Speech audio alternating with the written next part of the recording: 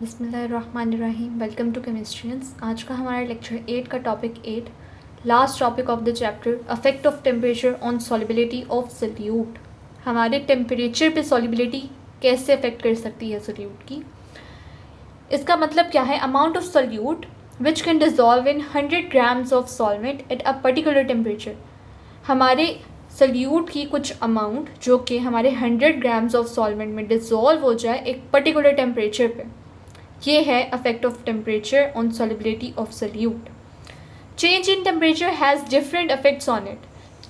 बाज़ दफ़ा होता है कि टेम्परेचर हाई करने से कंडीशन हाई हो जाती है, टेम्परेचर लो करने से कंडीशन लो हो जाती है, या वाइस वर्सा होता है, हाई करने से लो हो जाती है और लो करने से हाई हो जाती है कंडीशन।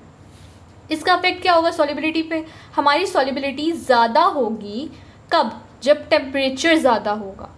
हमारी सॉल्युबिलिटी ज़्यादा जब टेम्परेचर ज़्यादा होगा। इनकी एग्जांपल्स क्या होंगी? KNO3, AgNO3 and KCl in water. क्योंकि हमने एक अमाउंट ऑफ सोल्यूशन बनाना है। सोल्यूशन कैसे बनेगा? तभी बनेगा जब हम सोल्यूट और सॉल्वेंट दोनों ऐड करवाएंगे। इसलिए इसका जिक्र किया गया है कि इन सॉल्ट्स को डाला गया है वाटर में। इसकी एक एग्जांपल है, उसकी हम सॉल्युबिलिटी देख लेते हैं। NaCl, इसकी solubility do not increase with increase of temperature. ये एक हमारे पास कंडीशन आ गई कि सॉल्युबिलिटी इंक्रीज नहीं हुई जब हमने टेम्परेचर को इंक्रीज करवा दिया। सेकेंड एग्जांपल है हमारी Li2CO3, solubility decreases with increase in temperature. ये दूसरी कंडीशन आ गई कि भाई सॉल्युबिलिटी तो कम हो गई जब हमने टेम्परेचर को ज़्यादा किया। अब तीसरी कंडीशन आ गई, gases in water decreases with increase in temperature. Gases जब वाटर में डाली जाएंगी तो ये इसकी सॉल्युबिलिटी डिक्रीज़ होगी जब हम टेम्परेचर को इंक्रीज़ करेंगे। ये थोड़ी सी टेक्निकल बात है, थोड़ा एक दफ़ा दोबारा हम रिवाइज कर लेते हैं। NaCl की सॉल्युबिलिटी इंक्रीज़ हो रही है टेम्परेचर के इंक्रीज़ होने से। It is increasing the solubility with increase in temperature. Both arrows are upside.